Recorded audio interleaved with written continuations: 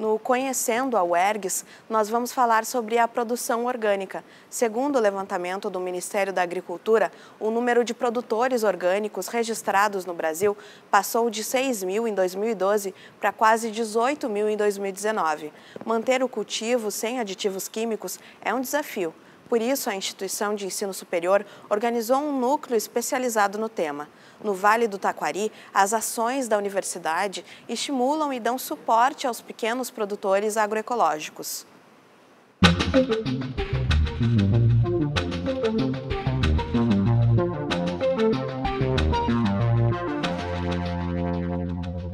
Em Santa Clara do Sul, a 128 quilômetros de Porto Alegre, Dona Helena cultiva punks, as plantas alimentícias não convencionais. É interessante a planta, a natureza, né? Que todas as plantas assim têm o conhecimento. E eu descobri, né, que tem tantos e isso para comer que são bons para a saúde, né? As punks são plantas que possuem uma ou mais partes comestíveis, sejam elas nativas ou exóticas. São objeto de estudo de Elaine, que vai a campo conversar com os produtores. Mas a professora que dá aulas na UERGS de Encantado está envolvida em outros projetos no Vale do Taquari, onde se produz grande diversidade de legumes e frutas livres de produtos químicos. Um trabalho que começou há pelo menos 15 anos, quando uma rede se organizou para fomentar o cultivo de orgânicos e a agroecologia. Entidades, né, que tinham esse objetivo de mudar a forma, né, de produzir os alimentos, principalmente iniciando assim com preocupação das mulheres, né, das agricultoras familiares, e aí entrou a UERGS, a Universidade daqui da região, a Univates, a Emater, que é o órgão de assistência técnica fundamental, né, que tá assim que caminha conosco em todas essas ações, né, e agricultores, consumidores, a gente convida, as pessoas vão participando, agricultores que têm o interesse de mudar, né, o sistema de produção, e tem relatos de que o uso de agrotóxicos na produção convencional deles causou muito impacto assim, na saúde. E a partir disso é que se começou a buscar, né, se começou movimentos que levaram, então, a todo esse trabalho de produção agroecológica. Então, eles, ao invés de se especializarem em uma única produção, eles contam o quê? Com a diversidade, né? Com a produção por época, por safra. Isso é muito importante também, que a gente sempre fala. A gente tem que comer as frutas, os legumes da estação, né? E que isso favorece, né, a população como um todo ter esse entendimento, né? E aí esses agricultores, eles têm uma diversidade enorme de produtos que são produzidos de forma orgânica, né? Uma grande maioria já certificada, inclusive, e que muitos deles conseguem oferecer direto ao consumidor.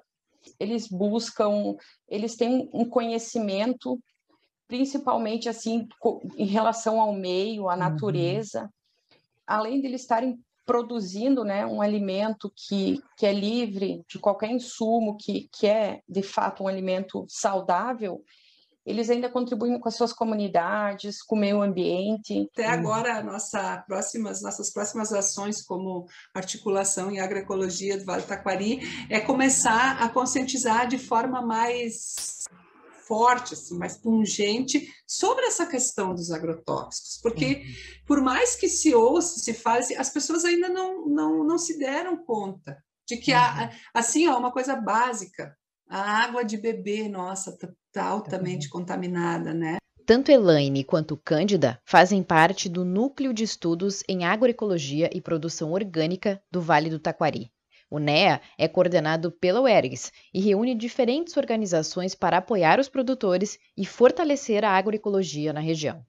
Então, assim, a gente tem, é um caminho que é bonito, né, é importante, mas ele também não é fácil, né? Não é fácil. E a gente tenta animar, tenta fazer esse papel aí, como o UERGS, né? Porque eu só faço tudo isso, só fiz tudo isso, porque eu sou professora da UERGS, pela UERGS, né? Então a gente envolve assim, dessa forma, né? Extensão, o que se pode fazer de pesquisa, alguns estudantes, os que obviamente se interessam. E a parte que é mais, digamos assim, prazerosa é a extensão, né? Que é aquele contato com a comunidade. E é o papel, né, da universidade, principalmente a universidade pública, é dar esse retorno para a comunidade.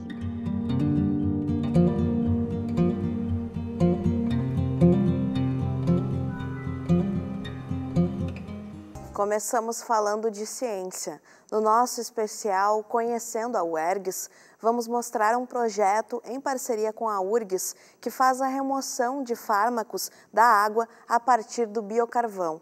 Nós vamos conferir na reportagem que a Lisele Félix preparou para a gente.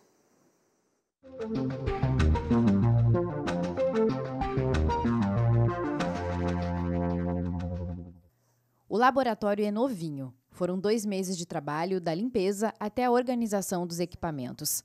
A professora Lúcia coordena pesquisas para o tratamento de efluentes químicos, produtos que poluem a água. Na companhia das bolsistas Laura e Joyce, atualmente desenvolve um trabalho sobre a remoção do paracetamol das águas a partir do uso do biocarvão. Uma vez que as estações de tratamento de água e esgoto, apesar das modernas tecnologias que elas apresentam, elas não conseguem remover esses poluentes, e a valorização ou gerenciamento de resíduos agroindustriais ou florestais, que são resíduos gerados em atividades industriais ou florestais no estado e inclusive fora do estado, que nos chega. Aqui é o resíduo da colheita do eucalipto, tá? Que a gente obtém a partir da indústria CMPC. Temos aqui, que vem da cidade de Cachoeira do Sul, as cascas das nozes, que também é um resíduo agroindustrial. E, por fim, o outro material que nós estamos trabalhando é com o agave, que vem da Universidade Federal de Pernambuco, em parceria com o professor Emanuel Dutra. Os resíduos passam por um tratamento chamado pirólise, que é um aquecimento em atmosfera livre de oxigênio. O processo tem fases: gasosa, líquida e sólida. A sólida é o que se chama de biocarvão ou biochar, utilizado no processo de adsorção, para a remoção dos poluentes. É aqui que a gente consegue ver como é que ele se comporta no meio contendo o paracetamol, que é o fármaco que a gente está estudando.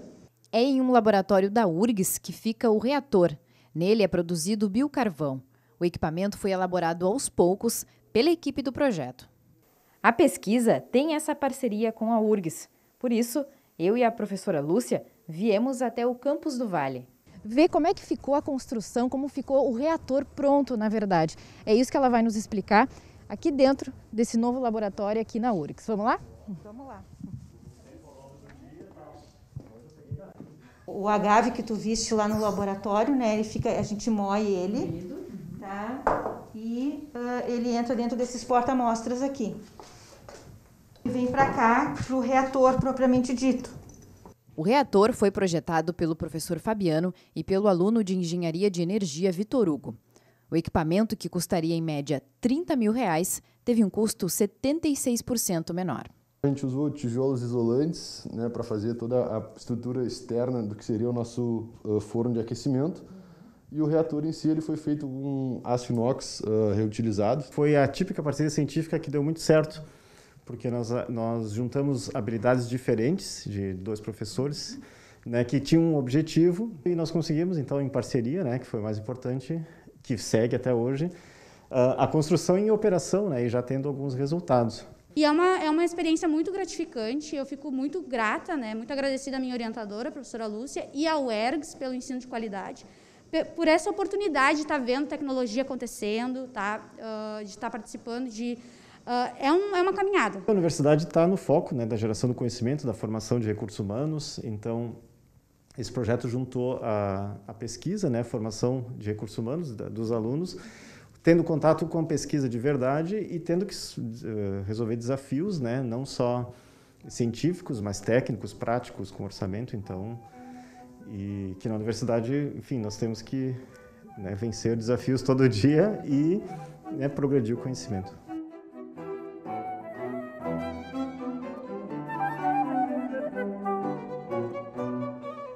Mais Mais de 80% dos municípios gaúchos decretaram situação de emergência pela estiagem neste ano. Somente nas lavouras de soja, a produtividade média diminuiu quase 56%. Um problema recorrente na agricultura que pode ter solução através da pesquisa e do desenvolvimento de novas tecnologias. Veja na nossa matéria especial do Conhecendo a UERGS.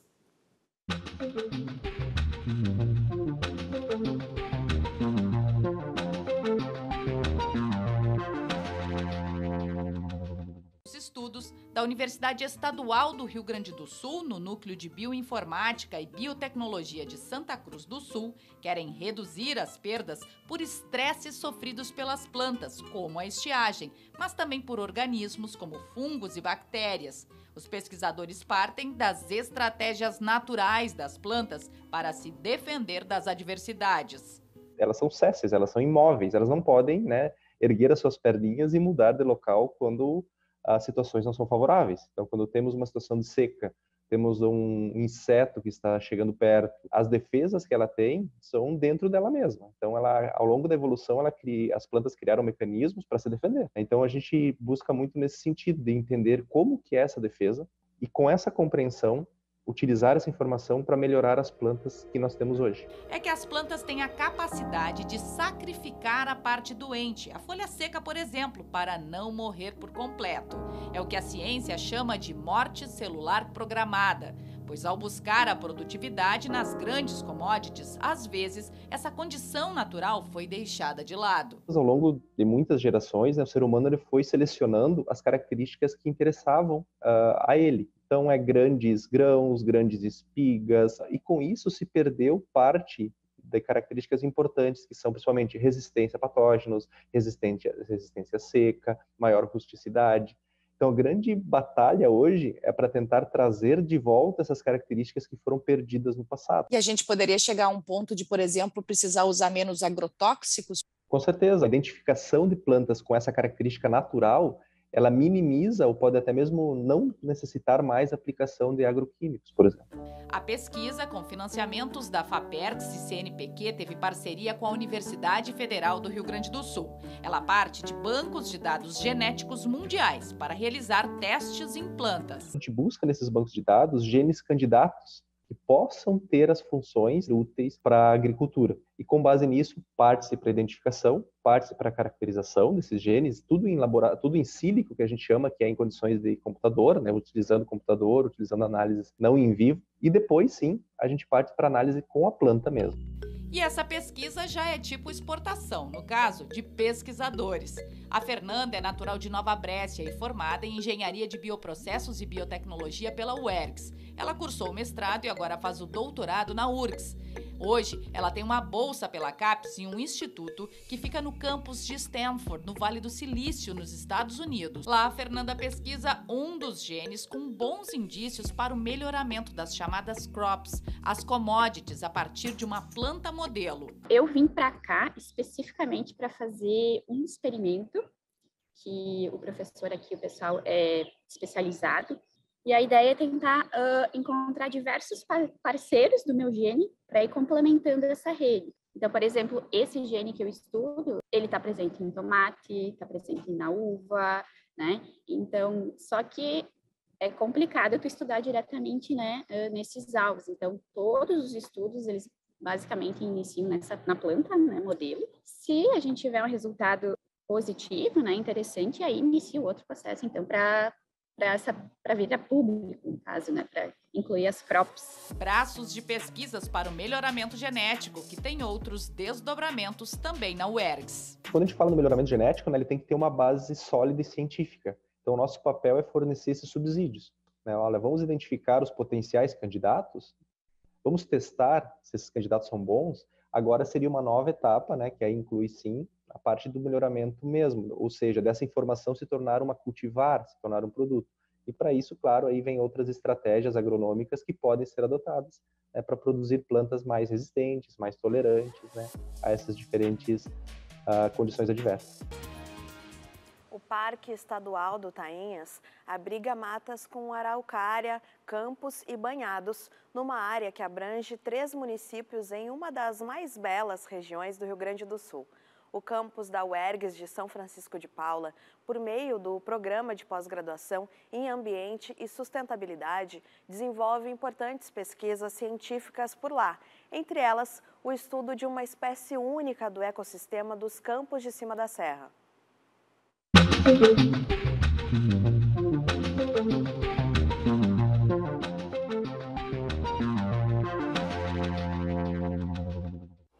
As expedições começaram em 2012. A área de estudo, o Parque Estadual do Tainhas e o entorno, está localizada entre os municípios de Jaquirana, São Francisco de Paula e Cambará do Sul. A equipe da universidade percorreu 50 quilômetros pelo rio Tainhas e Camisas, afluentes do Rio das Antas, mapeando a ocorrência das esponjas. O trabalho foi inédito e exigiu bastante esforço, recompensado. Estamos enfrentando subidas e descidas, mas a paisagem é muito bela. Com drones e GPS, foi possível analisar a localização e as condições dos feltros d'água, organismo que indica a conservação do ambiente. Ela pega o alimento disponível do ambiente aquático, filtra através dos seus poros e para se alimentar. Por ser uma esponja, por ser um animal filtrador de água, então a presença dela ela indica a qualidade da água. Em torno daquele parque a gente tem silvicultura, a gente tem plantações, a gente tem criação de animais, que tudo isso acaba poluindo o rio. Então, se tu tira um organismo filtrador, tu acaba aumentando a quantidade de sedimentos, de poluentes naquela água que vai para a população. Os trabalhos anteriores que nós tínhamos apontavam uma ocorrência da esponja muito localizada, em pouquíssimos pontos.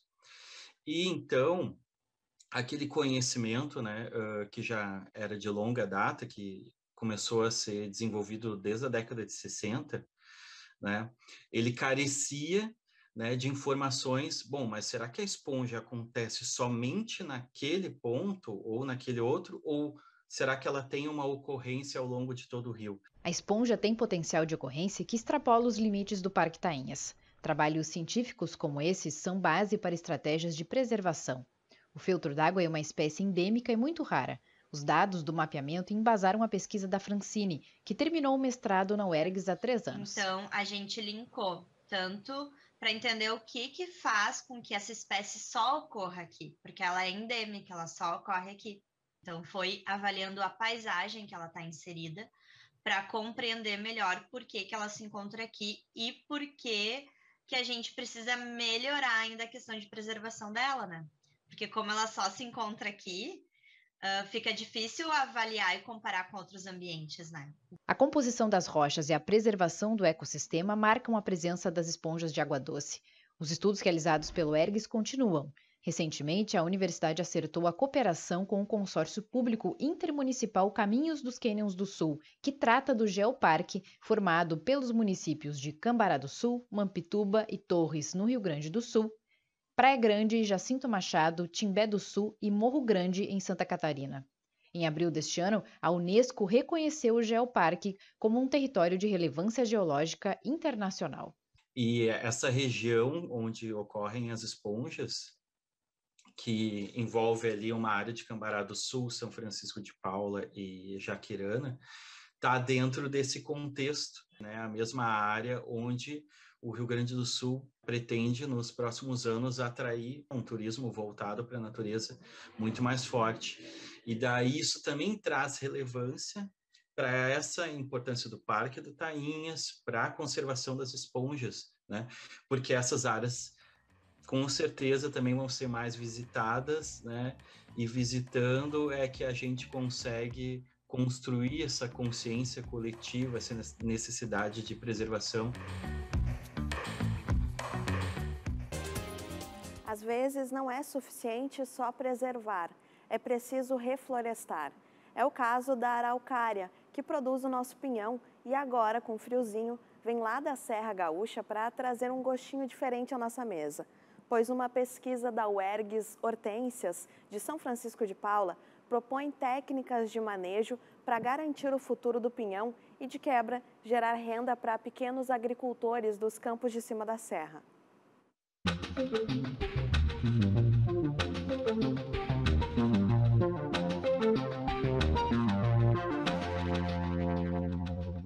Não tem muito segredo, é só ferver na água para a casca abrir e o pinhão está pronto. Mas o alimento, que tem baixo teor de gordura e sódio, uma fonte de energia, é usado em receitas das mais diversas. Já direto da pinha é essencial para animais da mata de araucárias aqui do estado de Santa Catarina, Paraná e alguns locais do sudeste brasileiro. Ele serve sobretudo para alimentar um grande grupo de animais da fauna dos campos de cima, depende dessa produção, mas para os humanos, para a sociedade, ele faz parte da alimentação, ele precisa ser pensado também com uma perspectiva econômica que poderia, e já vem fazendo isso, né, auxiliando muitos agricultores, pecuaristas familiares, a criar um incremento dentro da sua economia familiar. Pois trazer técnicas de enxertia e manejo foi um dos resultados aplicados da pesquisa do Júlio. Aliás, essa é uma das características dos mestrados profissionais, como o de Ambiente e Sustentabilidade da UERGS Hortências, de São Francisco de Paula, o primeiro da história da Universidade Estadual. Voltando ao Júlio, ele explica que as florestas de araucárias foram quase dizimadas pelo extrativismo, que era prática até incentivada no contexto da época, como mostram essas imagens da década de 1920 de uma companhia madeireira. A celulose era utilizada da araucária naquela época, até a gente ter outras alternativas, né? O pessoal fez utensílios domésticos. Então, só na construção civil, em casa de madeira, foi imensamente utilizada. E depois, no pós-guerra, foi muito exportada, né? Até o exaustão, quando, em 1940, se criou o Instituto do Pinho, né? Para fazer a proteção da araucária. Só que com as leis para a proteção da mata, que ainda existia, com a proibição do corte e penas mais duras, os pequenos produtores praticamente abandonaram o reflorestamento da araucária. Por muito tempo, o corte da araucária foi entendido como crime. E, a partir disso, o medo infinito de mexer em qualquer araucária. E ninguém mais quis plantar porque sabia que era proibido o corte, não podia. Aí, quando o colono encontrava uma árvorezinha lá, o que ele fazia? Ele pegava e cortava. Corta para não me incomodar no futuro. E aí vem a ironia. Sem árvores mais jovens, fica comprometido o futuro da produção do pinhão. Com 100 anos, uma floresta de araucária é uma floresta morta, ela não produz mais. Então, não está havendo essa reposição. Então, daqui 70 anos, o que os pesquisadores estão dizendo? As florestas vão morrer.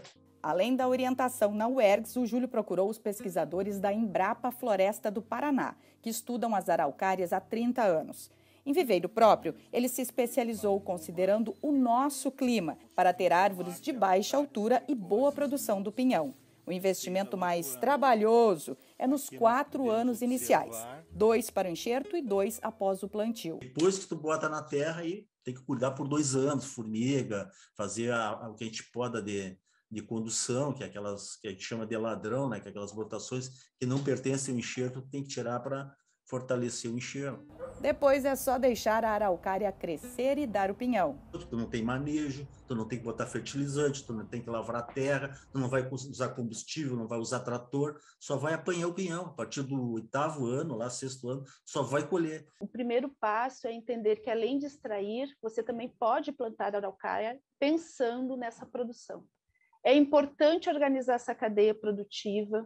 É importante pensar que o extrativismo faz parte da economia dos campos de cima e ele precisa ser valorizado, incrementado, né? Principalmente junto à agricultura familiar. Ele vai preservar os remanescentes que existem, ele não vai mexer naquilo lá. E como existe uma produção que está em decadência do peão, tu está renovando a produção, então tu está fortalecendo a cadeia do peão, que é o futuro. Hoje os caras estão fazendo cerveja de pinhão, estão fazendo farinha de pinhão, então está indo muito para São Paulo, Rio de Janeiro, para grandes restaurantes, que, principalmente quem está de dieta, né? Não tem açúcar, não tem glúten. Eu acredito que no futuro vai ser muito forte essa produção de pinhão, então precisa plantar mais pinhão para a gente ter.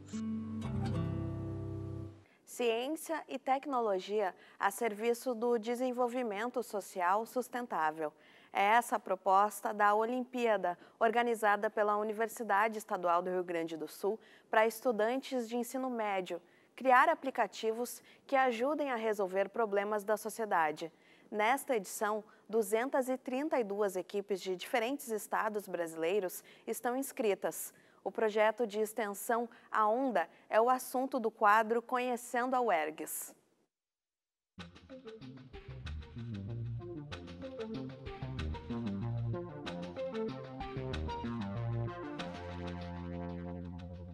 Você sabia que mais de 49 mil famílias no Distrito Federal vivem em situação de fome? E que também o Brasil desperdiça 41 mil toneladas de alimento por dia? Mas o que você, como consumidor, pode fazer? Bem, com o aplicativo Compromisso Verde, você terá acesso a dicas de reaproveitamento de alimentos orgânicos. Um aplicativo que traz recursos para enfrentar um problema universal, a fome. Esse foi um dos vencedores do ano passado da Olimpíada Nacional de Aplicativos, a Onda, organizada pela UERGS. Ela chega agora à sua 6ª edição, mobilizando alunos e professores de ensino médio de todos os estados brasileiros.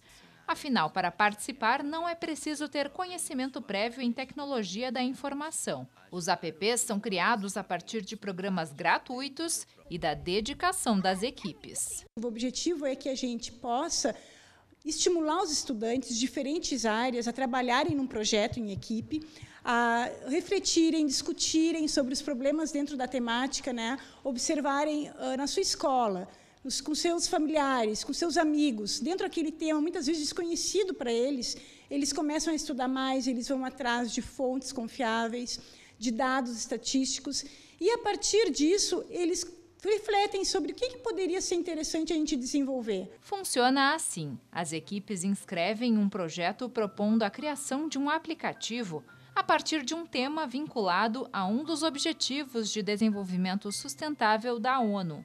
Depois, precisam gravar um vídeo mostrando o funcionamento do aplicativo. Nesta edição, o que está em pauta é a educação. Dentro desse tema, ele vai ter que pesquisar o assunto e assim desenvolver o aplicativo. Então, a gente procura com que tenha a interação dos professores com os alunos, né, primeiramente, e também como a gente acredita que só através da educação a gente vai conseguir erradicar as desigualdades e também tornar o ambiente nosso mais sustentável. Um júri externo é responsável por escolher os vencedores. Eles têm os custos de viagem pagos pelo CNPq para participar da cerimônia de premiação que acontece sempre em Gramado. Escola Estadual, Técnica Estadual José Nivaldo Pereira Ramos, da cidade de Santa Cruz do Capibaribe. Podem se inscrever equipes do ensino médio de escolas públicas e privadas. É preciso ter pelo menos uma menina como integrante. Neste ano, cerca de 75% dos participantes são de escolas públicas e o resultado final da competição vai ser divulgado no dia 1º de novembro. A partir daqui é um start, né? Um início para que essas equipes possam se tornar, inclusive, empreendedoras, né? Durante a pandemia, uma família que tinha o seu negócio começou a ter uma redução de receita, né? E aí, as participantes, né, dessa equipe desenvolveu um aplicativo que começou a ser utilizado no negócio dessa família, no negócio familiar, e que aumentou a receita da família ali no período da pandemia. Aqui está um dos projetos que ultrapassou as fronteiras da Olimpíada. Vencedor da 3ª edição, o app Girls Power, além de informações, traz a opção de denunciar a violência doméstica e está sendo usado pela Delegacia da Mulher no estado de Pernambuco. Impactou muito, tanto na nossa área educacional como na questão de vida, né?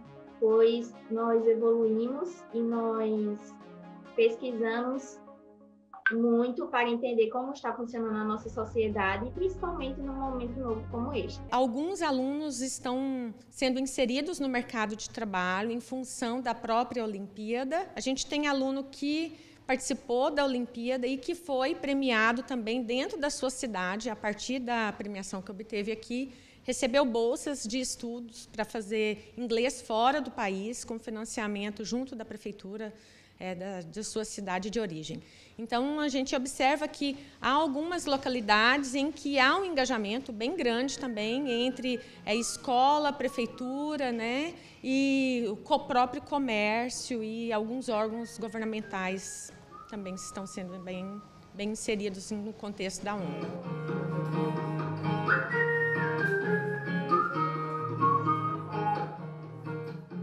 A gente segue falando da UERGS, que agora tem nova sede no centro de Porto Alegre. O espaço na rua Washington Luiz pertencia à extinta Fundação de Ciência e Tecnologia e foi cedido por 20 anos pelo Estado para sediar o novo campus central da instituição. E a gente vai saber mais novidades e o que isso representa para a sociedade com o reitor da UERGS, o Leandro Berold. Reitor, obrigada por estar conosco aqui no estúdio, né? E a gente queria saber justamente, né, qual é a importância aí desse espaço para qualificar ainda mais as atividades da UERGS. Bem-vindo. Obrigado, Fernanda. Sem sombra de dúvida, o novo campus central da UERGS, ele representa uma consolidação da universidade, muito especialmente a estrutura, né, sediada na capital, onde nós tínhamos uma reitoria num espaço locado, que gerava despesas de aluguel para a universidade, bem como a unidade de ensino localizada num centro de treinamento da CE, né, da antiga Companhia Estadual de Energia Elétrica, que também gerava uma despesa para a universidade e que, por conta dos anos que a universidade não conseguiu cumprir, digamos assim, com essas despesas, gerou uma dívida para a universidade.